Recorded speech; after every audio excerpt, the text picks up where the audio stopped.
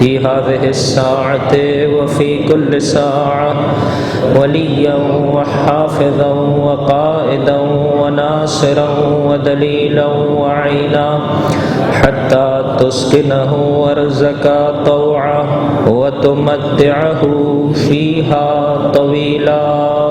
اللهم صل على محمد وآل محمد وعجل فرجهم واللعن الدائم على أعدائهم أجمعين.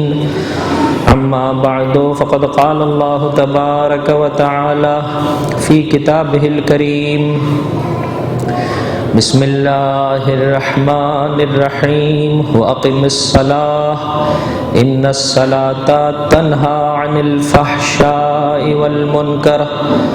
وقال مولانا حسين بن علي عليهما الصلاة والسلام: إن الناس عبيد الدنيا والدين لعق على ألسنتهم يحوطونه ما درت معايشهم فإذا محسوا بالبلاء قل الديانون. درود پڑھ دیجئے محمد وآلہ.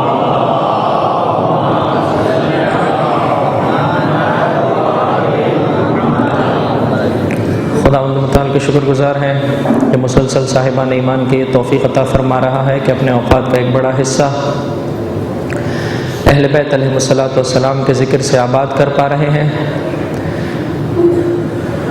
جب کبھی کسی بھی مجلس میں شرکت کریں، زندگی کے ہر لمحے میں یہ مقام عبودیت کا تقاضا ہے. خصوصیت سے جب فرش اعضاء پر آئیں تو پروردگار متعال سے صدق دل سے یہ التجا کریں: پروردگار وہ پاکیزہ رزق، وہ معرفت، وہ حق و باطل کے مابین تمیز اور امتیاز، پروردگار وہ رزق معنوی جو تیری بارگاہ سے فرش اعضاء پر آنے والوں کو حاصل ہوتا ہے، وہ تمام رزق معنوی جو تیری بارگاہ سے فرش اعضاء پر آنے والوں کے لیے نازل ہوتا ہے، ہم سب کے شامل حال فرما. بلند آواز سے درود پڑھ دیں: محمد وآل محمد صلی علی محمد وآل محمد وعجل فرجہ. عزیزان گرامی، بانی مجلس کی جانب سے جو موضوع مجھے دیا گیا ہے، ایک درود پڑھ دیں بلند آواز سے.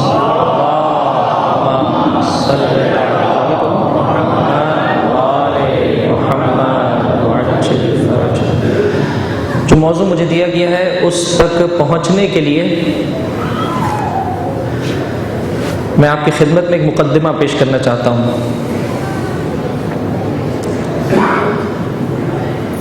بہرحال ہماری زندگیوں میں بہت سارے امور ایسے ہیں کہ جو حق ہیں، واقعیت رکھتے ہیں، لیکن ہم ان امور سے مطلع نہیں ہیں، نا آگاہ ہیں. بہت سارے امور ایسے ہیں کہ جو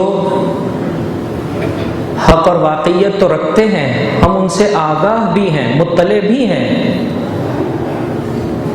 لیکن ہماری زندگیوں میں جس طرح سے ان امور کے سبب سے نورانیت کو پیدا ہونا چاہیے، وہ نورانیت ہم اور آپ اپنی زندگیوں میں نہیں دیکھ پاتے. تو بہرحال اس اعتبار سے ضروری ہے کہ بار بار یہ امور تکرار ہوں، تاکہ اگر خدا نخواستہ اس حوالے سے کوئی خرابی، کوئی خطا، کوئی نقص اور عیب پایا جاتا ہے تو انشاءاللہ جو زندگی کی سانسیں باقی رہ گئی ہیں ہم اپنی زندگیوں کو اسی طرح سے بسر کر سکیں کہ جس طرح سے اہل بیت علیہ الصلوۃ والسلام کا تقاضا ہے. دو شاہد آپ کی خدمت میں پیش کرنا چاہتا ہوں بطور مقدمہ. ایک،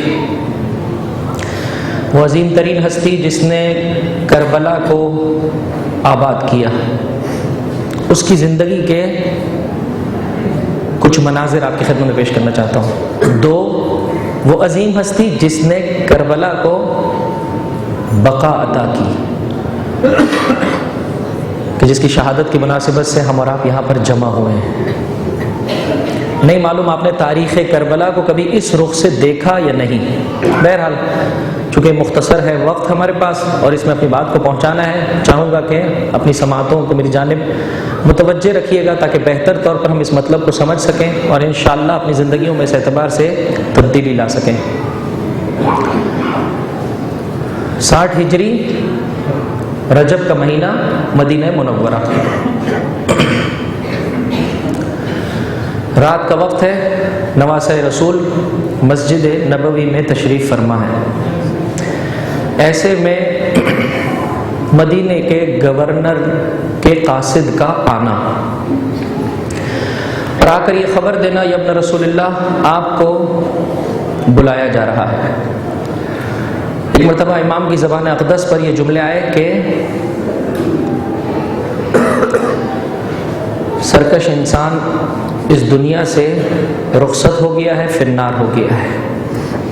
بہرحال آپ بیت الشرف میں آئے، بارہا آپ نے سنا ہے، بیت الشرف میں آئے۔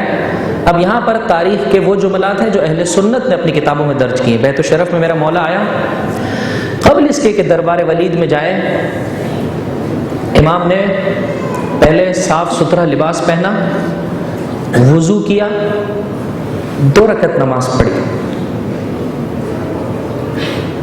پھر اس کے بعد دربار ولید میں گئے۔ وہ سارا ماجرا پیش آیا، امام نے چاہا کہ میں آیا اور آشکار طور پر بیان کروں گا، مروان نے کہا جانے نہ دیا جائے، امام نے ناراضگی کا اظہار کیا۔ بہرحال اس موقع پر امام نے اپنے منشور کو بیان کر دیا، ان اہل بیت النبوہ و معدن الرسالہ و مختلف الملائکہ بنا فتح اللہ و بنا ختم یزید رجل شارب الخمر۔ اس پورے منشور کو بیان کر دیا، مجھ جیسا یزید جیسے کی بیعت نہیں کر سکتا ہے۔ اب اسی رات کو تاریخ میں اختلاف پایا جاتا ہے، اسی رات کو یا اس کے بعد والی رات سے لے کر 2 راتوں تک میرا مولا مسلسل روضہ رسول میں جاتا رہا۔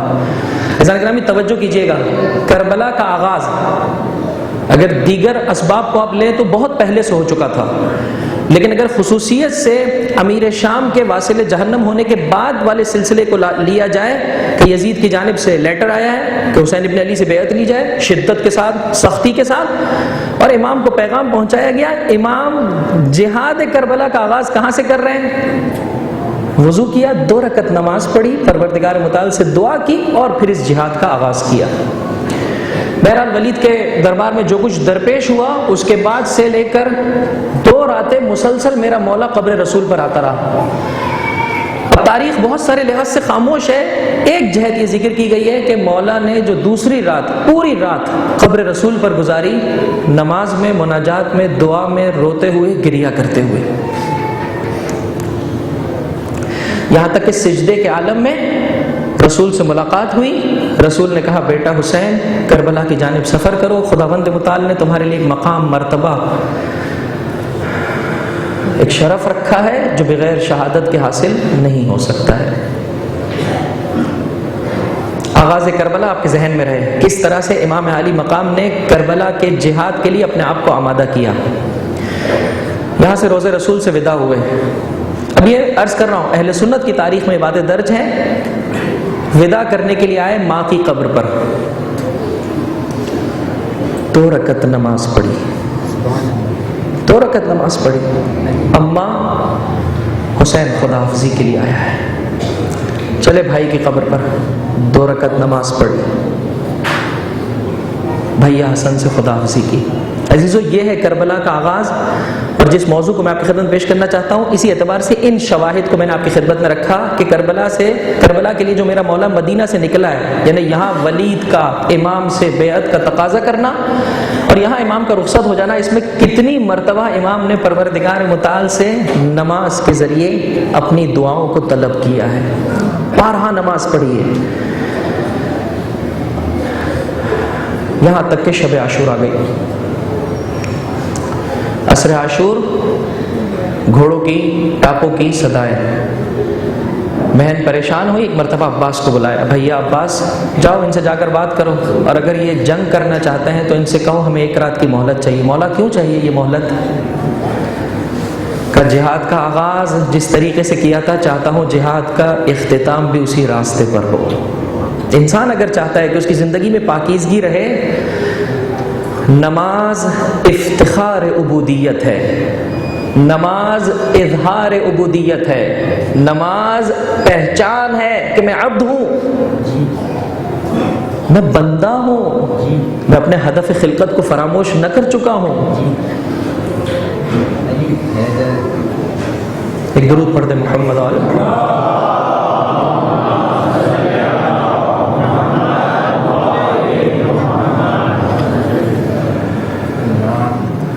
یہاں تک کہ شب عاشور آئی، ابوالفضل عباس سے فرمایا بھیا عباس جاؤ اجازت طلب کر کے رہو، ہم ایک رات عبادت میں بسر کرنا چاہتے ہیں۔ انی احب الصلاۃ والاستغفار وتلاوت القرآن والدعاء۔ حسین ابن علی کو دعا بہت پسندیدہ ہے، استغفار بہت پسند ہے، قرآن کی کتاب کی تلاوت بہت پسندیدہ ہے، اور نماز کا پڑھنا بہت پسند ہے۔ یہاں تک کہ روز عاشور نمودار ہو گیا۔ واقعاً انسان کو افسردگی کے سمندر میں ڈوب جانا چاہیے جب انسان دیکھتا ہے مومن ہے، اپنے آپ کو حسین ابن علی کا چاہنے والا قرار دیتا ہے، مقصد حسین کو بلائے بیٹھے، ہدف حسین کو فراموش کیے ہوئے، اپنے جذبات کی راہ میں بہہ رہا ہے، اسی کے مطابق اپنی زندگی بسر کر رہا ہے۔ روز عاشور ظہر کا وقت آیا، ابو ثمامہ ساعدی ایک مرتبہ آگے بڑھ کر کہا آقا ظہر کا وقت ہوا چاہتا ہوں کہ خدا کی بارگاہ میں پہنچنے سے پہلے ایک نماز آپ کی ہمراہی میں پڑھ کر جاؤں۔ حسین نے دعا دی، خدا تجھے نماز گزاروں میں سے قرار دے۔ سعید ابن عبداللہ اور عمر بن قرظہ کعبی، یہ فوج اشقیا اتنی پستی کا شکار ہو چکی تھی کہ جب امام نے کہا ہم نماز پڑھنا چاہتے ہیں تو لئی کہنے لگے تمہاری تو نماز ہی قبول نہیں ہے۔ جنگ نہیں روکی گئی، تیروں کی بارش ہے، ایسے میں نماز خوف بجا لائی گئی۔ حسین ابن علی نے اقتدا کی، چند صحابیوں نے پیچھے رہ کر نماز پڑھی۔ چند صحابیوں کو یہ افتخار ملا کہ انہوں نے امام عالی مقام کے لیے سپر بن کر نماز پڑھی۔ دائیں جانب سے بائیں جانب سے تیر آتا چلا جا رہا ہے، یہ دو پاک و پاکیزہ صحابی اپنے وجود پر ان تیروں کو لیتے چلے جا رہے ہیں، یہاں تک کہ نماز ختم ہوئی، زمین کربلا پر گرے، حسین نے ان کے پاک و پاکیزہ سروں کو اپنی آغوش میں لیا، کچھ نہیں کہا۔ عزیزو کربلا جز وفا کے اور کچھ نہیں، صرف عباس پیکر وفا نہ تھے، عباس با وفا صحابیوں اور چاہنے والوں کے امام تھے، لیکن ایک ایک حسین کا چاہنے والا پیکر وفا تھا۔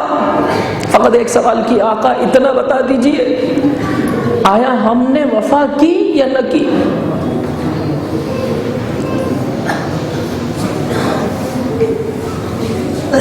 کیوں کر انسان گریہ نہ کرے؟ کیوں کر انسان فریاد بلند نہ کرے؟ کس مقام پر میں اور آپ آ کھڑے ہیں عزیزان گرامی؟ یہ ہے کربلا کو عصر عاشور تک برپا کرنے والے حسین ابن علی کی ذات کہ اس کے گوشت و پوست میں بسی ہوئی تھی نماز، اور اس کے چاہنے والوں کی اہم ترین تمنا تھی نماز، اس لیے کہ نماز بار بار اس بات کا اعلان ہے میں عبد ہوں، میں فقیر ہوں، میں مسکین ہوں، انا للہ و انا الیہ راجعون، میں کسی اور جہاں کے لیے آیا ہوں۔ ہاں عزیزو، جس عظیم ہستی کے لیے ہم اور آپ یہاں پر جمع ہوئے ہیں، ان کے 3 القابات آپ کی خدمت پیش کرنا چاہتا ہوں۔ اے چاہنے والے، اگر دل رکھتا ہے، سچے دل سے اپنے آقا سے محبت کرتا ہے، آج کے بعد اس جہت میں، اس عبودیت کے راستے میں بہتر ہو جائے۔ یہ عبودیت کا راستہ تجھے واقعاً عبد بنا دے گا، تجھے بلندی عطا کر دے گا۔ امام کے لیے چند القابات ہیں جو خدا کی بارگاہ سے زبان اقدس رسول پر آئے ہیں۔ ایک سجاد، سجاد بہت سارے لوگوں نے اپنا نام بھی رکھا ہے، خدا یہ افتخار انہیں عطا کرے کہ اب اس نام کے معنی کو سمجھیں اور آج کے بعد سے کردار میں اپنے مولا و آقا کے پیروکار بن جائیں۔ معصوم فرماتے ہیں اس خاطر ہمارے بابا کو سجاد کہا جاتا تھا۔ اللہ اکبر، کوئی نعمت ملے نا، کوئی نعمت یاد آ جائے، حسین کا فرزند علی سجدے میں چلا جاتا تھا۔ کوئی نعمت کی یاد آ جائے کہ پروردگار تو نے مجھے یہ نعمت عطا کی، فوراً سجدہ۔ کوئی بلا، کوئی مصیبت آنے والی، کسی دشمن کا مکر، یعنی روایت کے جملے ہیں، جیسے ہی دور نہیں ہوتا تھا امام علی مقام سجدے میں گر جایا کرتے تھے، یہاں تک کہ خدا کسی بھی نیکی کی توفیق عطا کرتا تھا امام سجدہ کیا کرتے تھے، خدا کا شکر بجا لاتے تھے کہ نماز کا ایک اہم ترین رکن ہے سجدہ۔ دو مومنین کے مابین، روایت میں درج ہے، دو مومنین کے مابین اصلاح کروائی، دو مومنین کے مابین رابطہ جو کہ ختم ہو چکا تھا اسے دوبارہ سے امام کو پروردگار متعال کی جانب سے توفیق ملی، وہ دوبارہ سے وہ رابطہ بہتر ہو گیا۔ بہت عظیم عبادت ہے، جب اس عظیم عبادت کو بجا لاتے ہیں، دیکھا دو بھائی دوبارہ سے مل گئے، دو بہنوں نے دوبارہ سے جو قطع تعلق تھی دوبارہ سے آپس میں مل گئی، دو رشتہ دار آپس میں مل گئے، فوراً خدا کی بارگاہ میں سجدہ بجا لایا، اے پروردگار میں عبد ہوں، تیرا شکر کہ تو نے یہ نعمت مجھے عطا کی، تیری مہربانی کہ تو نے مجھے اس عبادت کے بجا لانے کا موقع دیا۔ فرمایا اس قدر سجدہ کیا، اس قدر سجدہ کیا کہ آپ کے اعضائے سجدہ پر نشان آ چکے تھے، ان نشانوں کے سبب سے میرے مولا کا نام پڑ گیا سجاد۔ کسی کا نام سجاد ہو اور وہ نماز سے بے بہرا، سجدے سے عشق اس کے وجود میں نہیں پایا جاتا ہو، کس قدر افسوس کی بات ہے عزیزان گرامی۔ بہرحال آخر کلام میں کچھ باتیں آپ کی خدمت میں پیش کرنا چاہوں گا اسی سلسلے میں۔ ایک لقب ہے مولا کا سجاد، ایک اور لقب ہے زین العابدین۔ اس زین العابدین کے لقب کے پس منظر میں دو باتیں، جتنا میں نے ناقص مطالعے میں دیکھا، دو باتیں درج کی گئی۔ ایک وہ مشہور و معروف واقعہ جو واقعہ انسان کے رونگٹے کھڑے کر دیتا ہے، رات کا وقت ہے، مولا خدا کی عبادت کر رہے ہیں، ایسے میں شیطان لعین سانپ کی صورت میں آیا، پہلے مرحلے میں صورت سانپ میں آیا اور چاہا کہ امام کی توجہ ہٹ جائے، دیکھا کہ امام کی توجہ ہٹ نہیں رہی، تھوڑا سا اپنے دلوں کو ٹٹولیے، ہماری نمازوں کا کیا حال ہے، ہماری نمازوں کی کیا کیفیت ہے؟ درست ہے امام جس بلندی پر ہے اس بلندی تک پہنچنا مقدور ہے ہمارے لیے، لیکن ہم سے تقاضا نہیں کیا گیا ہے۔ عزیزان گرامی، یہ راستہ کھلا ہے، بند نہیں کیا گیا ہے، لیکن ہم سے تقاضا بھی نہیں کیا گیا، کہا کہ کچھ تو ایسے بن جاؤ کہ لگے کہ تم ہمارے چاہنے والے ہو، تم ہمارے ماننے والے ہو۔ شیطان نے دیکھا کہ امام کی توجہ اپنی جانب نہیں لے پا رہا ہے، انگوٹھے کو چوسنا شروع کیا، توجہ پھر بھی نہیں ہٹی، یہاں تک کہ ڈس مارنا شروع کیا، اذیت پہنچانا شروع کی، امام کی توجہ پھر بھی نہ ہٹی۔ اللہ اکبر، یعنی بارگاہ عزی سے کتنا متصل ہے ایک انسان کہ دنیا و مافیا میں کیا کچھ ہو رہا ہے اسے خبر نہیں ہے۔ تاریخ یہی کہتی ہے کہ مولا کے بیت الشرف میں انار انار کی صدائیں تھی، مولا آگ لگ گئی ہے، آگ لگ گئی ہے، امام توجہ کے ساتھ نماز پڑھ رہے ہیں۔ جب بعد میں پوچھا کہ آقا اس کا سبب کیا ہے، کہا قیامت کی آگ اور آخرت کی آگ کے بارے میں فکر نے اس طرح سے میری توجہات کو اپنی جانب کر لیا تھا کہ مجھے تمہاری آواز ہی سنائی نہیں دے رہی تھی۔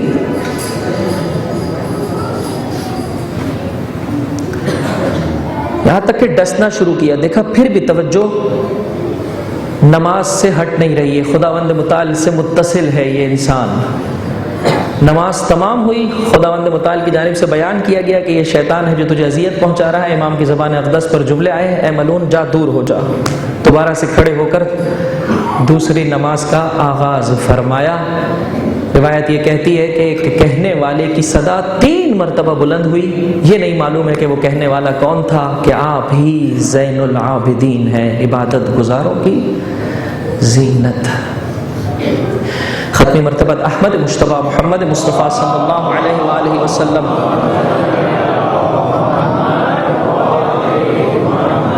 ارشاد فرماتے ہیں قیامت کا دن ہوگا اور ایسے میں ندا دی جائے گی، این زین العابدین، اللہ اکبر، این زین العابدین، اور میرا بیٹا علی صفوں کو چیرتا ہوا آگے آئے گا۔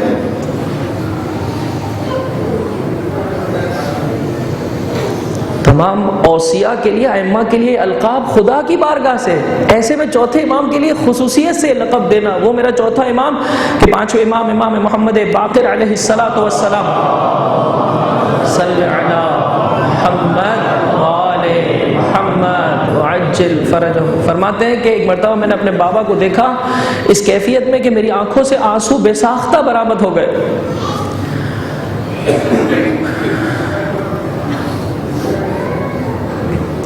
پیشانی پر گٹھے پڑ چکے ہیں، آنکھیں رو رو کر زخمی ہو چکی ہے،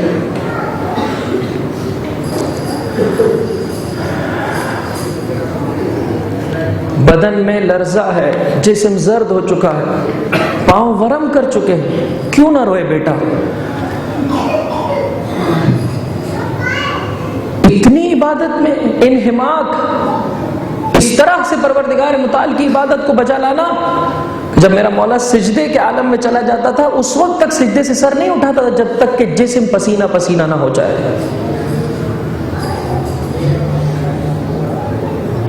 بیٹے نے تقاضا کیا، بابا، جواب دیا، جاؤ ان اوراق کو اٹھا کر لاؤ کہ جس میں میرے جد امجد امیر المؤمنین علی ابن ابی طالب علیہ السلام محمد وآل محمد وعجل فرجہم کی عبادتوں کا ذکر ہے۔ ایک مرتبہ ان اوراق کو امام کے سامنے لایا گیا، پڑھنا شروع کیا اور کہنے لگے، کہاں میں، کہاں امیر المؤمنین کی عبادت؟ ایسا نہیں محسوس ہوتا ہے کہ یہ ہمارے لیے نہیں ہے؟ محسوس ہوتا ہے نا؟ نہیں عزیزوں، ایسا نہیں ہے۔ ہم چونکہ بہت دور ہو چکے ہیں ان پاک و پاکیزہ ہستیوں کی تعلیمات سے، اس لیے ہمیں یہ کردار ایسا محسوس ہوتا ہے یہ ہمارے لیے نہیں ہے۔ عزیزان گرامی، یہ عشق کی بلندیاں ہیں، ہم چونکہ اس راستے پر قدم نہیں رکھ پا رہے ہیں۔ ان عشق مجازی کرنے والوں سے پوچھئے، انہیں کھانے کا احساس نہیں ہوتا ہے، انہیں کپڑوں کا احساس نہیں رہتا ہے۔ عشق مجازی ہے، جھوٹا عشق ہے، اس میں مجنون ہو جاتے ہیں۔ جسے واقعی عشق نصیب ہو جائے،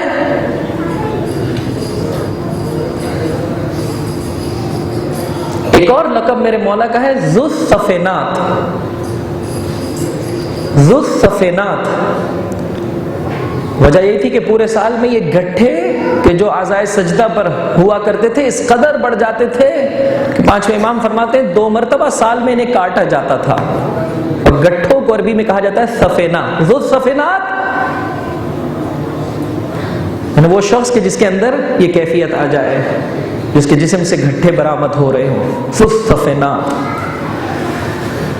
وہ مولا و آقا کا کردار ہے جس نے کربلا کو سجایا۔ یہ میرے چوتھے امام کا کردار ہے جس نے کربلا کو بچایا اور اسے بقا دی اور بیان کیا کہ ہم کس کے ماننے والے ہیں، کس کی راہ پر چلنے والے ہیں۔ ختم مرتبہ احمد مجتبیٰ محمد مصطفیٰ صلی اللہ علیہ وآلہ وسلم، محمد وآل محمد وعجل فرجہم، ارشاد فرماتے ہیں جسے بھوک لگتی ہے جب کھا لیتا ہے تو اس کی بھوک مٹ جاتی ہے، جو پیاسا ہوتا ہے پانی جب اسے میسر ہو جائے تو اس کی پیاس مٹ جاتی ہے۔ ہم جس قدر نماز پڑھتے چلے جاتے ہیں اتنی ہماری بھوک بڑھتی چلی جاتی ہے۔ نماز سے تھکن ہمارے وجود میں ہم احساس ہی نہیں کرتے ہیں۔ نماز دین کا ستون ہے۔ انبیاء کی آخری وصیت کا نام ہے نماز۔ یہ نماز کرتی کیا عزیزوں؟ سرنامہ کلام میں جس آیت کو آپ کی خدمت میں پیش کیا، وَأَقِمِ الصَّلَاةَ، نماز کو قائم کرو، إِنَّ الصَّلَاةَ تَنْهَى عَنِ الْفَحْشَاءِ وَالْمُنْكَرِ، نماز کی اہم ترین صفت یہ ہے تجھے گناہوں سے، برائیوں سے نکال کر صراط مستقیم پر لا کھڑا کرتی ہے۔ میں اور آپ نماز پڑھ رہے ہیں یا نہیں پڑھ رہے؟ پڑھ رہے ہیں۔ خدا کا شکر بجا لائیے۔ تمام ان صاحبان ایمان سے جو نماز نہیں پڑھتے، جانتے بوجھتے نماز نہیں پڑھ رہے ہیں، عزیزان گرامی، فقط ان کی خدمت میں ایک روایت پیش کر دوں۔ جو شخص ایسے فرد سے جو نماز نہیں پڑھتا ہے، اسلام تمام دیگر صاحبان ایمان سے تقاضا کرتا ہے اس کا سوشل بائیکاٹ کیا جائے، جبکہ اس کو بیان کر دیا گیا ہے کہ بھائی نماز دین کا ستون ہے، مومن اور مسلمان کی پہچان ہے، پھر بھی جان بوجھ کر نماز نہیں پڑھ رہا۔ ایسے انسان سے خوشی اور تبسم کے عالم میں ملنے والا، روایت کے جملے ہیں، ایسا ہے کہ بیت المعمور، یہ خانہ کعبہ 7ویں آسمان پر اس کی اصل موجود ہے، بیت المعمور کے جس پر فرشتے جو ہے وہ طواف کر رہے ہیں، ایسا ہے کہ 7 مرتبہ اپنے ہاتھوں سے بیت المعمور کو توڑ دیا ہو۔ ایسے انسان سے خوشی اور تبسم کے ساتھ ملنا کہ جو جان بوجھ کر، جسے معلوم ہے کہ نماز دین کا حصہ ہے، نماز نہیں پڑھتا ہے، اس کا سوشل بائیکاٹ کیا جائے۔ جو میرا اور آپ کا حق چھین لے، مجھ سے بات کرنے کو تیار نہیں ہے، جبکہ اسلام کہتا ہے معاف کر دے۔ جو خدا کے حقوق کو پامال کر رہا ہے، جو سسٹم کو خراب کرنا چاہتا ہے، اس سے ہم بخوبی مل رہے ہوتے ہیں، خوشی سے مل رہے ہوتے ہیں۔ عزیزان گرامی، اس سوال کا جواب اور آپ کی زحمتوں کو تمام، وہ نماز کہ جو حسین کو کربلا آباد کرنے میں مدد دے رہی ہے، وہ نماز کہ جو سید سجاد کو کربلا بچانے میں سہارا بن رہی ہے، وہ نماز مجھے اور آپ کو گناہوں سے کیوں کر نہیں بچا پا رہی ہے؟ قرآن صادق ہے، سچا ہے، کہاں غلطی ہے، کہاں پرابلم ہے؟ اس احساس کو اپنے وجود میں ڈیولپ کیجئے۔ ظاہراً ہم نماز کو اس طرح سے نہیں پڑھ رہے ہیں جس طرح سے نماز پڑھنے کا حق ہے، اور چونکہ اس طریقے سے نماز نہیں پڑھی جا رہی ہے، لہٰذا وہ اثرات کے جو ہماری زندگیوں میں نمودار ہونے چاہیے وہ ہماری زندگیوں میں نمودار نہیں ہوتے۔ میرے پاس دامن وقت میں نہیں تھا، اس لیے میں نے بہت ساری آیتوں کی تلاوت نہیں کی، فقط اشارہ کرنا چاہتا ہوں۔ سورہ مبارکہ معارج قرآن کریم کا 70 نمبر کا سورہ ہے عزیزان گرامی، اس کی ان آیتوں کو جو ہے وہ آپ جا کر دیکھ لیجئے گا۔ نماز میں اتنی طاقت ہے، رب العزت ارشاد فرماتا ہے ان الانسان خلق ہلوعا، انسان بے صبرا ہے، حریص ہے، اذا مسہ الشر جزوعا، جب برائی مصیبت آتی ہے جزع و فزع بے صبری کا اظہار کرتا ہے، واذا مسہ الخیر منوعا، جب اسے کوئی نیکی مل جائے تو دوسرے کو دینے کا اس کا دل نہیں چاہتا ہے، الا المصلین، مگر یہ کہ انسان نماز گزار بن جائے۔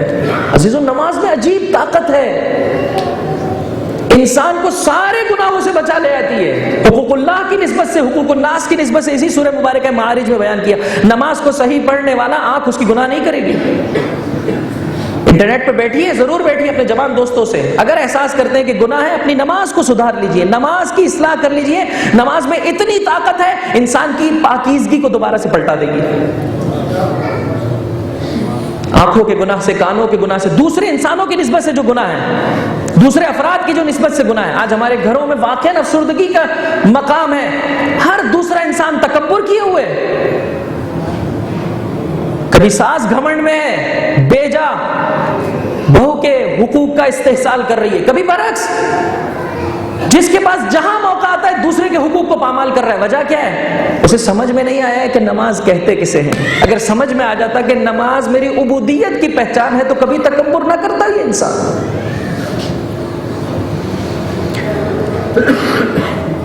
کیا کریں؟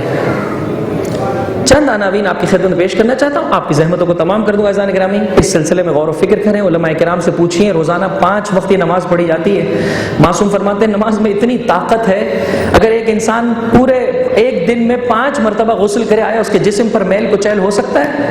5 مرتبہ نہائے، اور نماز بھی یہی ہے، اتنی طاقتور شے کا نام ہے کہ انسان کی روح پر گناہ نہیں رہتا ہے۔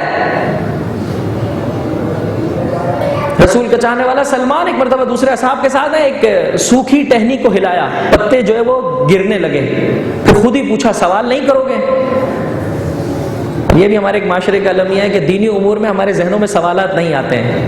کوشش کریں اس فرش عزا پر مانگ کے اٹھیے کہ اپنی دینی زندگی کے بارے میں ہماری غور و فکر میں اضافہ ہو جائے۔ جتنا ہم غور و فکر کریں گے ہماری دینی زندگیاں بہتر ہوتی چلی جائیں گی۔ سلمان نے کہا پوچھو گے نہیں میں نے یہ کام کیوں کیا؟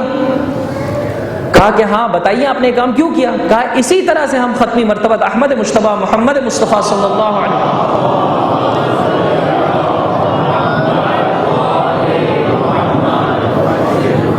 کے ہمراہ تھے، آپ نے اسی طرح سے ایک سوکھی ٹہنی کو لیا اور اسے ہلایا، پتے گرنے لگے۔ پھر مجھ سے کہا سلمان اگر کوئی شخص 5 وقت نماز بجا لائے گا ہر دن میں، اس کی روح سے گناہ ایسے ہی گرنے لگتے ہیں جیسے اس ٹہنی پر موجود پتے گر رہے تھے۔ نماز میں بہت طاقت ہے عزیزو، یہ نماز انسان کو طرز زندگی سکھاتی ہے۔ کہاں پرابلم ہے؟ پرابلم یہ ہے کہ نماز یہ عظیم ترین عبادت رسم و رواج کا شکار ہو چکی ہے، بیچاری عادت بن چکی ہے۔ ہم بھول گئے کہ اس نماز سے ہمیں کیا پانا تھا، کیا حاصل کرنا تھا۔ یہی سبب ہے کہ نماز پڑھنے والے نہ ظاہری اعتبار سے نہ باطنی اعتبار سے، چونکہ یہ مناظر ان چند دنوں میں نے خود اپنی آنکھوں سے دیکھے ہیں اور اسی علاقے میں دیکھے، لہٰذا آپ کے ساتھ اس کو جو ہے وہ شیئر کر رہا ہوں۔ خدا را اس سلسلے میں امر بالمعروف کیجئے، نہی عن المنکر کیجئے۔ اگر آپ کے اڑوس پڑوس میں، یہ بھی ایک بہت بڑا المیہ ہے کہ ہم دیکھ بھی رہے ہیں کہ ایک انسان غلط نماز پڑھ رہا ہے لیکن اسے روکا نہیں جاتا، کچھ بھی نہیں کہا جاتا، بھائی اسے برا لگ جائے گا۔ کیوں برا لگ جائے گا؟ آپ اچھے طریقے سے بیان کریں، فقط اتنا کہہ دیں جناب مجھے ایسا محسوس ہو رہا ہے کہ بہتر ہے کہ آپ اپنی نماز کسی عالم دین کو چیک کروا لیجیے، فقط اتنا کہہ دیں۔ جھک کر انکساری کے ساتھ کیوں آپ سے لڑے گا؟ ظاہری اعتبار سے نماز کیسے پڑھنی چاہیے اذان گرامی؟ بہت سارے لوگ اس بات کو احساس ہی نہیں کرتے. بچہ جو ہے وہ پیچھے رہ جائے, اسے انگلش نہیں بولنے آئے تو انسان کے جو ہے وہ تیور جو ہے وہ بدل جاتے ہیں. 5 سال سے اسکول جاتا ہے, اس کو انگلش بولنے نہیں آتی, لیکن اسی باپ کو کوئی فکر نہیں ہے کہ اس کے بچے کو وضو کرنا آتا ہے نہیں آتا ہے, نماز پڑھنا آتی ہے نہیں آتی, کوئی مسئلہ نہیں. قیامت کے دن یہی بچہ اس باپ کے خلاف خداوند متعال کی بارگاہ میں فریاد بلند کرے گا. آج جس بچے اور اولاد کی خاطر سب کچھ قربان کر رہا ہے اور کہتا ہے کہ میں اس کی خاطر کما رہا ہوں, کل کو یہی بچہ قیامت میں اس کے خلاف کھڑا ہوگا کہ انہوں نے ہماری دنیا کی تو فکر کی تھی, انہیں ہماری آخرت کی فکر نہیں تھی.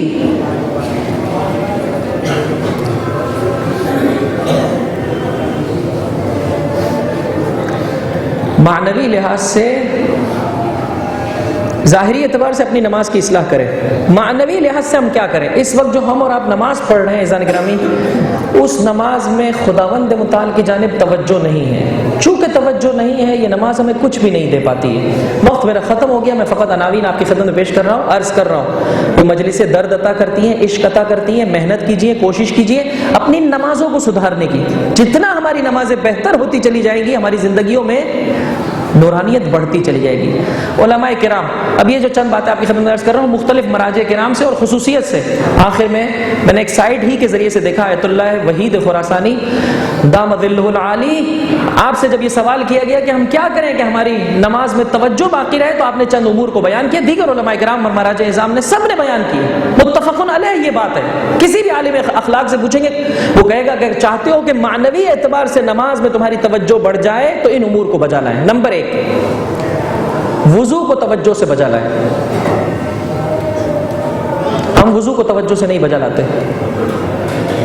جو وضو کی دعائیں ہیں اسے اپنی نگاہوں کے سامنے رکھیں, اسے پڑھتے جائیں یا ذہن میں ریکال کرتے جائیں اور پھر وضو کریں تاکہ آپ کی توجہ خدا کی جانب بڑھے. 1. 2,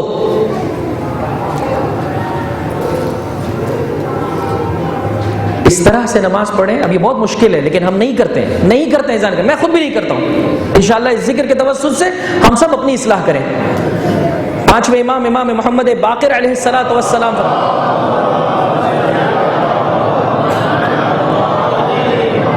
ارشاد فرماتے ہیں, میرا بابا ہر نماز کو ایسے پڑھا کرتا تھا جیسے زندگی کی آخری نماز پڑھ رہا ہو. یہ ہے سیرت امام چہاروں. اس احساس کو اپنے اندر ڈیولپ کیجئے کہ ملک الموت کھڑا ہے اور اس نے اتنی مہربانی مجھ پر کر دی ہے کہ 2 رکعت نماز پڑھنے کا مجھے وقت عطا کر دیا ہے, اور یہ میری آخری نماز ہے زندگی کی. بتائیے توجہ بڑھے گی نماز کی طرف یا نہیں؟ دنیا و مافیہ سے توجہ گھٹے گی یا نہیں؟ بے رغبتی ہوگی وہاں سے, جب وہاں سے جتنا بے رغبت ہوتا جائے گا در آخرت سے اتنا متصل ہوتا چلا جائے گا. بس وضو کو توجہ سے کریں, ہر نماز کو ایسے پڑھیں. خدا را میں آپ کی خدمت میں عرض کر رہا ہوں, اذان گرامی خود تحقیق کیجیے. اگر یقین پر پہنچ جائیں, آپ کے لیے جو نماز روم ہے ان تمام امور کو وہاں پر لکھ کر لگا دیجیے. جیسے ہی آپ نے مصلی عبادت بچھائیں, تمام امور آپ کی نگاہوں کے سامنے آ جانے چاہیے. نماز روم نہیں ہے کوئی خاص جگہ ہے جس پر نماز پڑھتے ہیں, وہاں پر مصلی کے اندر ان امور کو رکھ دیجیے. بار بار ان امور کو اپنے ذہن میں دہرائیے, انشاءاللہ ہماری نماز بہتر ہو جائے گی. 3, تکبیرۃ الاحرام کہتے وقت کہ جب انسان نماز میں داخل ہو رہا ہوتا ہے, بھرپور کوشش کرے کہ توجہ دنیا و مافیہ سے ہٹ جائے. اس وقت اہم ترین مسئلہ ہمارے ساتھ یہ ہے کہ ہم دنیا کے ہزاروں جھمیلوں میں کاموں میں ہوتے ہیں, اچانک مصلی عبادت بچھاتے ہیں, اللہ اکبر. جن خیالات میں 4 گھنٹے سے جو ہے وہ محو تھا, وہ خیالات 1 منٹ میں کیسے انسان کے ذہن کو چھوڑ دیں گے؟ کیسے خدا کی جانب متوجہ ہو جائے گا؟ نہیں ہو سکتا ہے. لہذا طریقے بیان کیے گئے, دیکھو ان امور کو اپنے ذہن میں ریکال کرو تاکہ نماز صحیح طرح سے پڑھ سکو. آیت اللہ وحید فرماتے ہیں کہ ان تمام روایتوں کو اپنی نگاہوں کے سامنے لاؤ جو نماز کی عظمت کو بیان کرتی ہیں. عزیزان گرامی, یہ ہے روایت. واقعاً انسان کے رونگٹے کھڑے ہو جاتے ہیں جب انسان اللہ اکبر کہتا ہے. اس اللہ اکبر سے لے کر وہ آخری 3 مرتبہ کے اللہ اکبر کے جہاں انسان نماز کو ختم کر رہا ہوتا ہے, اس پورے وقت میں اس کا رب اس کی جانب نظر کرم کرتا ہے. اور ایک فرشتہ انسان کے سر پر آ کھڑا ہوتا ہے اور انسان سے کہتا ہے, اے انسان, اگر تجھے خبر ہو جائے کہ تجھے کون دیکھ رہا ہے, کس جس کی نظر کرم تجھ پر ہے تو تو اپنی جگہ چھوڑ کے نہیں جائے گا، اس کے علاوہ اور کسی کی جانب متوجہ نہیں ہوگا۔ فرشتوں کی ایک قطار ہے آسمان سے اس سر مصلی تک، نماز پڑھنے والے کے سر تک، جو اس کا احاطہ کیے ہوئے ہیں۔ ہم تیرے لیے رحمت لے کر آئے ہیں۔ ان تمام آیتوں کو ترجمے کے ساتھ پڑھیں کہ جو آیتیں اس بات پر دلالت کرتی ہیں کہ میں رب کا ہو چکا ہوں، میں خدا کی خاطر نماز پڑھ رہا ہوں۔ یا محسن قد اتاک المسیء وانت المحسن وانا المسیء، اے محسن، احسان کرنے والے گنہگار تیری بارگاہ میں آیا ہے، تو احسان کرنے والا ہے، ہم گنہگار اور خطا کار ہیں۔ تو نے خود فرمایا ہے گنہگار اور خطا کار پر احسان کیا جائے، تجھے محمد و آل محمد کا واسطہ میرے گناہوں کو معاف کر دے۔ علی فرماتے ہیں کہ اگر کوئی شخص نماز شروع کرتے ہوئے اس عبارت کو پڑھتا ہے، پروردگار متعال اپنے ملائکہ سے کہتا ہے میرے ملائکہ گواہ رہنا میں نے اپنے اس بندے کو معاف کر دیا۔ قرآن کی ان آیتوں کو پڑھے جس میں اس بات کا اقرار ہے کہ میں تیرا ہوں، تیری طرف متوجہ ہوں۔ وجہت وجہی للذی فطر السماوات والارض حنیفا مسلما وما انا من المشرکین، اے پروردگار ہر چیز کو چھوڑ کر تیری بارگاہ میں آ گیا ہوں۔ ان صلاتی ونسکی ومحیایا ومماتی للہ رب العالمین، میرا جینا مرنا، میری نماز، میرا ایک ایک عمل ہے پروردگار صرف تیری خاطر ہے۔ اہم ترین مسئلہ ذہن گرامی ان باتوں کو سمجھ میں یہ آتا ہے کہ ہم نماز کے لیے وقت نکالنے کو تیار نہیں ہیں۔ کاش مجھے اور آپ کو سمجھ میں آ جائے کہ اتنا بڑا بزنس مین مجھ حقیر سے بزنس کرنے کے لیے آیا ہے، مجھے دینے کے لیے آیا ہے۔ دنیا میں ہم مرتے ہیں کہ یہ بزنس مین تھوڑا سا وقت ہمیں دے دے، اور وہ وقت نہیں دیتے، ہمیں دھتکارتے ہیں، پھر بھی ان کے دروں پر کھڑے رہتے ہیں، پھر بھی ذلت و رسوائی کے ساتھ کھڑے رہتے ہیں۔ وہ خدا کے جو اتنا مہربان ہے بلا رہا ہے، کہتا ہے میرے بندے میرے علاوہ اور کون تجھے چیزیں فراہم کر، اس کے لیے ہم وقت نکالنے کو تیار نہیں۔ اہم ترین تقاضا تمام ان افراد سے جاب کرتے ہیں، کاروبار کرتے ہیں، توجہ چاہتے ہیں اگر اپنی نمازوں میں، نماز کو اول وقت میں بجا لائیں، وقت نکال کر نماز پڑھے۔ افسوس کے ساتھ کہنا پڑتا ہے 2 رکعت نماز آج مومن کتنی منٹ میں ختم کرتا ہے؟ مجھے بتائیے۔ ظہر و عصر کی نماز کتنی دقیقوں میں ختم ہو جاتی ہے؟ مغرب اور عشاء کی نماز کے لیے ہم اور آپ کتنا وقت نکال رہے ہیں؟ جب تیزی سے میں ایک نماز کو پڑھنا چاہوں گا، کہاں توجہ رہے گی خدا کی طرف؟ کیسے توجہ رہے گی خدا کی طرف؟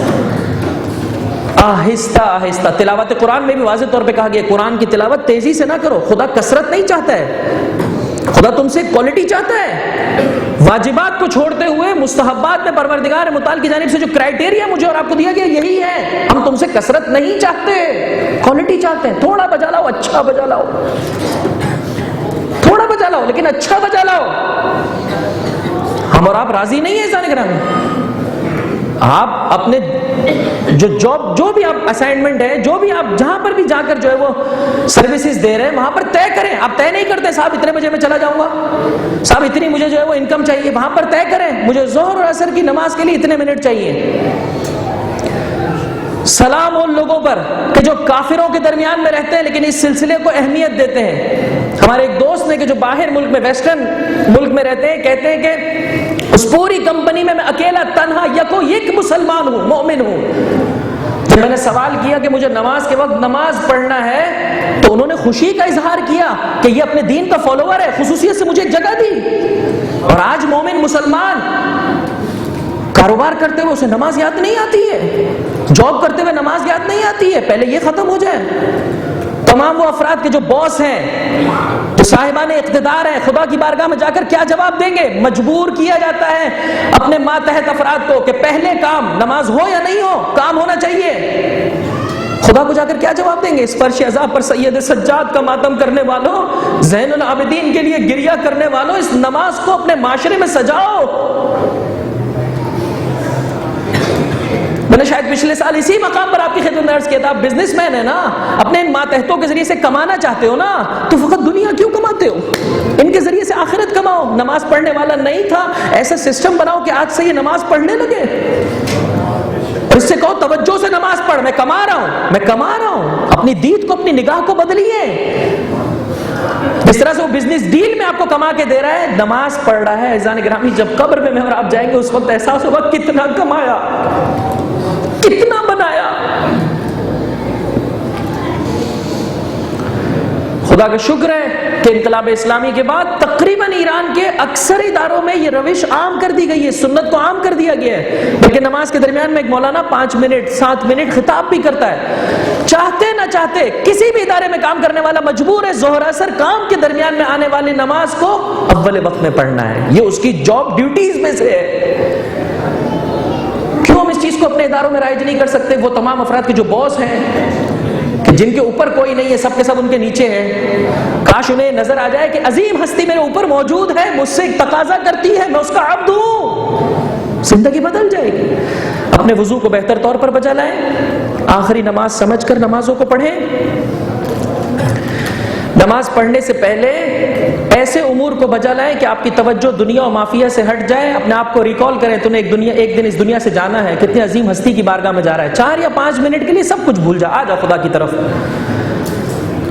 آہستہ آہستہ نماز کو پڑھیں، تیزی سے نہ پڑھیں، اور پھر جو کلمات عربی زبان میں آپ جاری کر رہے ہیں، تمام علماء مراجع کرام کی جانب سے یہ نصیحت ہے ہمیں اذان گرامی اس کے ترجمے پر غور کرتے ہوئے ان عبارتوں کو پڑھیں۔ جب تک ترجمے پر غور نہیں کریں گے کیسے انسان کی توجہ رہے گی؟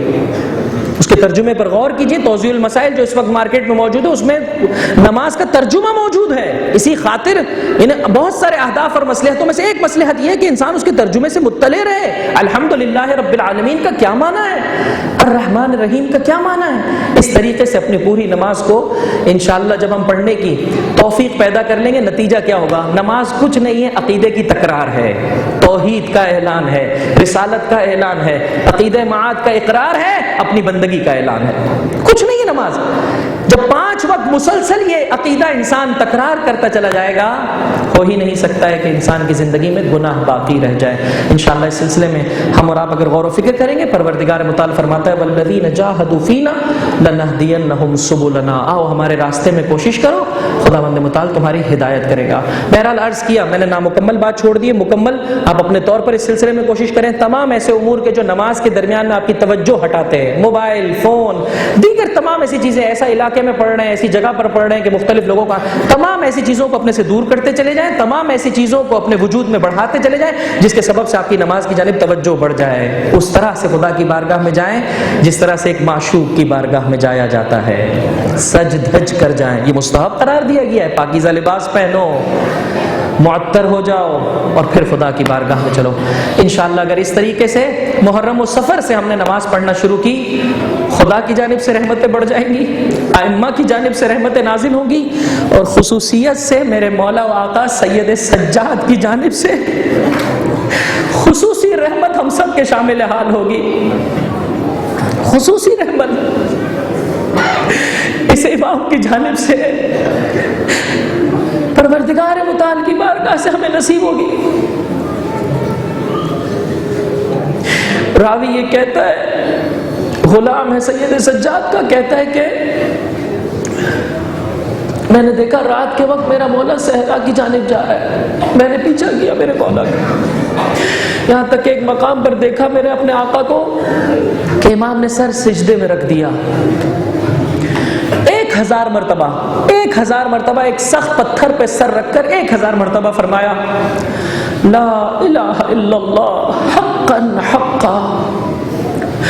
اس پرآشوب زمانے میں سید سجاد نے نماز، مناجات، دعا کے ذریعے سے اپنے بابا کا پیغام پہنچایا، لا الہ الا اللہ عبودیتا ورقا، لا الہ الا اللہ تصدیقا و ایمانا۔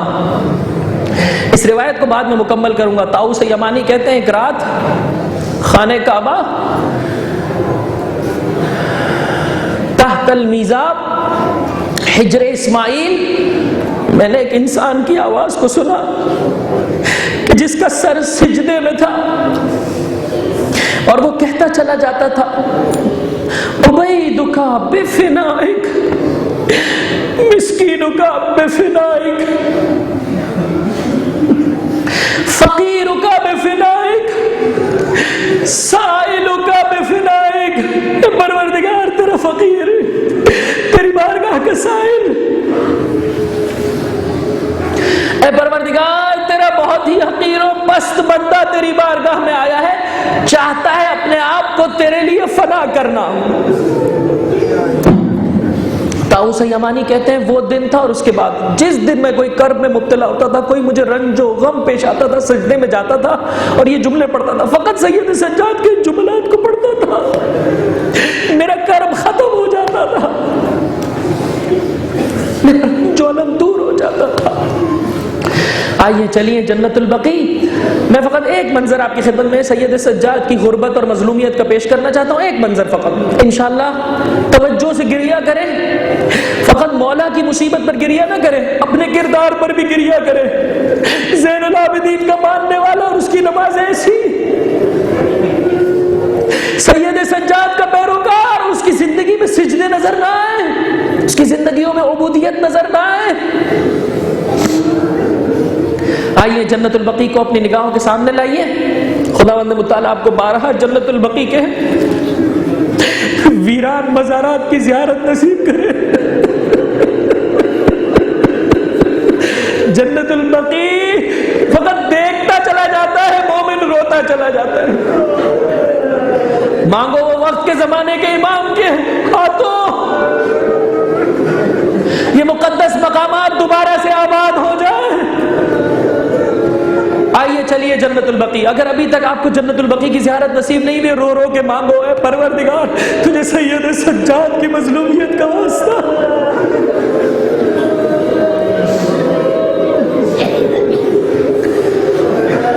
السلام علیک یا ابن رسول اللہ،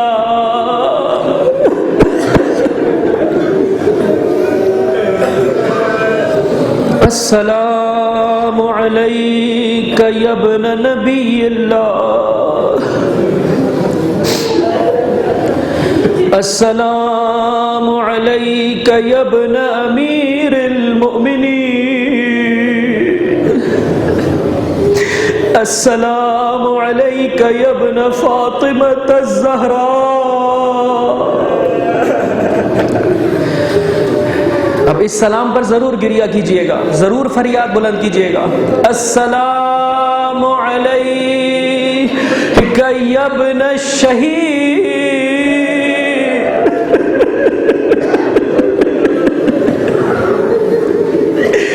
اے شہید حسین کے بیٹے، السلام علیک ایھا الشہید وابن الشہید۔ اس آخری جملے کو بھی توجہ سے سنیں اور پھر گریہ کریں، السلام علیک ایھا المظلوم وابن المظلوم۔ سید سجاد بھی مظلوم ہے، سید سجاد بھی غریب ہے، اس کا بابا بھی غریب ہے۔ بابا کو جب دفنایا، سپرد خاک کیا تو لکھا ھذا قبر حسین ابن علی الذی قتلوہ تشانا غریبا۔ فقط سید سجاد کی مصیبت کا ایک منظر جو میرا مولا بھلا نہ پایا، فراموش نہیں کر پایا، یہی سبب ہے روتا رہا، گریہ کرتا رہا۔ راوی کہتا ہے جب میں نے مولا کو سجدے سے میں نے گنتا کیا 1000 مرتبہ، رات کی تنہائی میں، رات کی تاریکی میں میرا مولا اللہ کی عبودیت کا اقرار کرتا رہا۔ جیسے ہی سر اٹھایا دیکھا آنسوؤں سے تمام محاسن داڑھی تر ہے۔ میں نے آگے بڑھ کر کہا آقا کب تک روگے؟ غلام ہے، معرفت رکھتا ہے کہ یہ کس خاطر گریہ ہے، پرچم اسلام کی بلندی کے لیے گریہ ہے، وارث حسین کے ظہور کے لیے گریہ ہے۔ کہا کب تک روگے؟ فرمایا میرے غلام تو نے میرے ساتھ انصاف نہیں کیا، یعقوب کے 12 فرزند تھے، اس میں سے فقط ایک بیٹا یعقوب کی نگاہوں سے اوجھل ہو گیا۔ قرآن یہ کہتا ہے یعقوب نے اتنا گریہ کیا، اتنا گریہ کیا کہ آنکھیں سفید ہو گئی۔ اب اس کے بعد والا جملہ عزیزوں وہی جملہ ہے کہ جسے میرے مولا نے 35 سال تک اپنی نگاہوں میں سجا کر رکھا۔ غلام کہتا ہے جب کبھی کھانا لایا جاتا تھا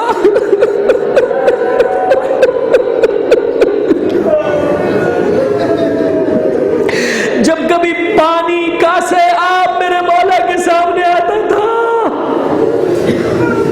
امام کی آنکھوں سے آنسو رواں ہو جاتے تھے، ہائے میرا پیاسا بابا۔ اس موقع پر بھی جب غلام نے پوچھا آقا کب تک رو گے، اس موقع پر بھی اسی منظر کو پیش کیا۔ یہ کون سا منظر ہے؟ بس عزیزو اس منظر کو آپ کی خدمت میں پیش کرنا چاہتا ہوں، انشاءاللہ توجہ سے مولا کی مظلومیت کو احساس کر کے روئیں، گریہ کریں اور آقا سے کہیں آقا اس پر شہزا کے وسیلے سے صدقے میں، خیرات میں ہمیں کردار کی پاکیزگی عطا کر دے۔ عصر عاشورائی قد قتل الحسین بکربلا قد ذبح الحسین بکربلا۔ علامہ مجلسی بہار میں لکھتے ہیں بیویوں نے مقتل میں جا کر بیان کیا لیکن کہیں بھی کچھ نہیں لکھا ہے سید سجاد کے بارے میں۔ عزیزو جو اتنا نحیف ہو چکا ہے، جو اتنا ضعیف ہو چکا ہے، اس نے عصر عاشور مقتل میں جا کر اپنے بابا کی زیارت نہیں کی ہے۔ کب اسے زیارت کا شرف ملا؟ 11 کو۔ اللہ اکبر، 11ویں محرم کی تاریخ ہے۔ اتنا میرا مولا ضعیف ہو چکا ہے کہ مولا کے پیروں کو سواری کے جانور سے باندھ دیا گیا ہے۔ ایسے عالم میں بیویوں نے تقاضا کیا ہمیں مقتل سے گزارا جائے۔ پہلی مرتبہ سید سجاد ہے، گلے میں توق ہے، ہاتھوں میں ہتھکڑیاں، باہوں میں بیڑیاں، بس صرف دیکھنے کا موقع ہے، دیکھتا چلا جاتا ہے، نہیں معلوم سید سجاد کے دل کی کیا کیفیت ہے۔ ایک کربلا میں آواز بلند ہوئی، یا بقیت جدی و اخوتی و ابی مالی اراک تجود بنفسک۔ اے میرے جد نانا رسول اللہ کی نشانی، اے میرے جد نانا کی نشانی، اے میرے بابا علی مرتضیٰ کی نشانی، اے میرے بھیا حسین کی نشانی، تجھے کیا ہو گیا ہے؟ کہیں ایسا نہ ہو تیری روح قفس عنصری سے پرواز کر جائے۔ اس موقع پر سید سجاد نے بیان کیا جب کبھی پانی نظر آتا یہ منظر آ جاتا، جب کبھی کھانا دیکھتے یہ منظر آ جاتا، لمحہ بلمحہ زندگی بھر سید سجاد فراموش نہ کر سکا۔ یہی سبب ہے پھوپھی سے فرمایا، پھوپھی اماں ان لعینوں نے اپنے جنازے دفنا دیے، میرے بابا کا، میرے بھیا کا، علی اکبر و قاسم کے جنازے جہاں بیٹا نہ دفنا سکا۔ جب کبھی یہ منظر نگاہوں میں آتا ہے میری آنکھیں آنسو بہاتی ہیں۔ الا ولعنت اللہ علی القوم الظالمین وسيعلم الذین ظلموا ای منقلب ینقلبون۔ بار الہ ہمارے اس خلیل توسل کو اپنی بارگاہ میں قبول فرما۔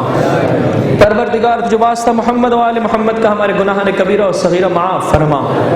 عبودیت کی اس عالی ترین مثال ہے پروردگار کہ جسے تو نے ہمیں شرف عطا کیا ہے، روزانہ 5 مرتبہ اس طریقے سے ہم تجھ سے رابطہ کرتے ہیں۔ پروردگار بہترین طریقے سے اس عبادت کے طریقے سے نورانیت تیری بارگاہ سے حاصل کرنے کی ہم سب کو توفیق عطا فرما۔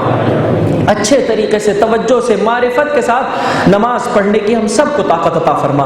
پروردگار اس نماز کو ہمارے گناہوں کی کمی کا وسیلہ قرار دے۔ اے پروردگار اس کے ذریعے سے ہماری دلوں کی نورانیت دوبارہ سے واپس پلٹا دے۔ واسطہ محمد و آل محمد کا تیری نسبت سے، لوگوں کی نسبت سے جو حق ہم پر عائد ہوتے ہیں، اس نماز کے وسیلے سے ان حقوق کی بہتر طریقے سے ادائیگی کی ہم سب کو توفیق عطا فرما۔ پروردگار واسطہ محمد و آل محمد کا جو پریشان حال ہے، خصوصیت سے جنہوں نے التماس دعا کے لیے کہا گیا ہے، در حسین، در آل حسین وہ در ہے کہ جس پر خالی ہاتھ پلٹایا نہیں جاتا۔ تجھے واسطہ محمد و آل محمد کا اگر مصلحت میں ہے جلد از جلد تمام حاجت مندوں کی حاجت روا فرما۔ واسطہ محمد و آل محمد کا جو مریض ہے، التماس دعا کے لیے کہا گیا، شفا کاملہ و عاجلہ عطا فرما۔ ہم امراض روحانی میں مبتلا اس فرش عزا، اس فرش شفا کا واسطہ ہے پروردگار، ہم سب کو دلوں کی نورانیت عطا فرما۔ پروردگار تجھے واسطہ محمد و آل محمد کا جو رزق کے سلسلے میں پریشان ہے، انہیں پاکیزہ رزق وسعت کے ساتھ عطا فرما۔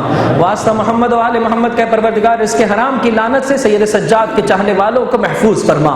واسطہ محمد و آل محمد کا پروردگار جو کوئی تیری بارگاہ میں اولاد کا متمنی ہے، کربلا والوں کی مانند اولاد عطا فرما۔ جنہیں صاحبان اولاد قرار دیا، اپنے بچوں کی صحیح تربیت کرنے کی توفیق عطا فرما۔ پروردگار تجھے واسطہ محمد و آل محمد کا یتیمان آل محمد کی کفالت کرنے والے علماء کرام، مراجع، نظام، رہبران نظام کا سایہ ہمارے سروں پر قائم و دائم فرما۔ ان کی تعلیمات کے مطابق اپنی زندگی بسر کرنے کی ہم سب کو توفیق عطا فرما. جو تیری بارگاہ میں اسیری کی زندگی بسر کر رہے ہیں جلد از جلد قید و بند کی صحبتوں سے نجات عطا فرما. پروردگار تجھے واسطہ محمد و آل محمد کا جنہیں تیری بارگاہ میں آل اللہ کی بارگاہ میں محمد و آل محمد کی بارگاہ میں درجہ شہادت نصیب ہوا ہے، ان کے درجات عالی ہیں اور بلند فرما. ہم سب کو اس دعا کو صدق دل سے مانگیے. ہم سب کو اے پروردگار گنہگار ہے، خطا کار ہے، تو مسبب الاسباب ہے. تجھے پاکیزہ ترین اس فرش کا واسطہ، ان پاکیزہ ترین واسطوں کا واسطہ ہے پروردگار. تجھے سید سجاد کی مظلومیت کا واسطہ، ہم سب کو تیری بارگاہ میں درجہ شہادت عطا فرما. جو کچھ بھی تو نے ہمیں دنیا میں عطا کیا ہے پروردگار، مال، اسباب، اولاد، مقام، مرتبہ، سب کچھ حسین اور اولاد حسین کی راہ میں قربان کرنے کی توفیق عطا فرما. واسطہ محمد و آل محمد کا اس سال اور ہر سال تیرے گھر کی، تیرے نبی کے گھر کی، اہل بیت علیہ الصلوۃ والسلام کے مزارات مقدسہ کی خصوصیت سے کربلا معلی و جنت البقیع کی زیارت عطا فرما. بامعرفت طریقے سے زیارت کو بجا لانے کی، بامعرفت طریقے سے حسین ابن علی کی عزا بجا لانے کی ہم سب کو توفیق عطا فرما. واسطہ محمد و آل محمد کا پروردگار قلب مقدس امام زمان کو ہم سے راضی و خوشنود فرما. ہمارا شمار آپ کے اعوان و انصار میں فرما. اس دعا کو بھی صدق دل سے مانگے، توجہ سے مانگے. پروردگار تجھے واسطہ محمد و آل محمد کا مملکت خدا داد پاکستان نماز سکھاتی ہے انسان کو اپنی تمام ذمہ داریوں کی ادائیگی ہے. پروردگار جسے اسلام کے نام پر لیا گیا ہے، اسلام دشمن عناصر کسی لباس و لبادے میں نیست و نابود فرما. پروردگار تجھے واسطہ محمد و آل محمد کا اسلام دشمن عناصر قابل ہدایت نہیں ہے، نیست و نابود فرما. پاکیزہ ترین حکمراں مسلمانوں کو عطا فرما. پروردگار تجھے واسطہ محمد و آل محمد کا قلب مقدس امام زمان کو ہم سے راضی و خوشنود فرما. ہمارا شمار آپ کے اعوان و انصار میں فرما اور آپ کے ظہور میں تعجیل فرما. ربنا تقبل منا انك انت السميع العليم برحمتك يا ارحم الراحمین. ایک مرتبہ سورہ الحمد، 3 مرتبہ سورہ اخلاص کی تلاوت فرما دیجیے.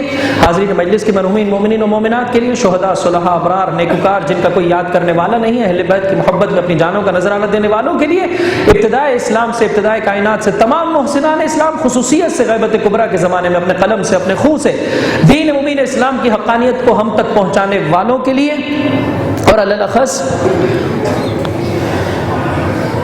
مرحوم ولایت حسین ایویڈی، مرحومہ اقصیٰ زہرا، مرحومہ سکینہ مادھو جی، مرحوم برکت علی علادین، مرحوم روشن حسن علی، مرحوم حسن علی لوجی، مرحومہ نور بانو، مرحوم سہیل رضا یوسف علی، مرحوم رضا حسین، مرحومہ رقیہ بائی، مرحوم عاشق حسین حسن علی، مرحوم مشتاق احمد نور محمد، مسٹر اینڈ مسز جمعہ بھائی شہید، مسٹر اینڈ مسز جمعہ بھائی شہید بھوجانی، اور دیگر تمام مومنین مومنات، تمام علماء کرام، شہداء ملت جعفریہ کے لیے ایک مرتبہ سورہ الحمد، 3 مرتبہ سورہ اخلاص کی تلاوت. بسم اللہ الرحمن الرحیم، الحمد للہ رب العالمین الرحمن الرحیم مالک یوم الدین، ایاک نعبد و ایاک نستعین، اهدنا الصراط المستقیم صراط الذین انعمت علیہم غیر المغضوب علیہم ولا الضالین. بسم اللہ الرحمن الرحیم، قل هو اللہ احد اللہ الصمد لم یلد ولم یولد ولم یکن له کفوا احد. بسم اللہ الرحمن الرحیم، قل هو اللہ احد اللہ الصمد لم یلد ولم یولد ولم یکن له کفوا احد. بسم اللہ الرحمن الرحیم، قل هو اللہ احد اللہ الصمد لم یلد ولم یولد ولم یکن له کفوا احد برحمتک یا ارحم الراحمین.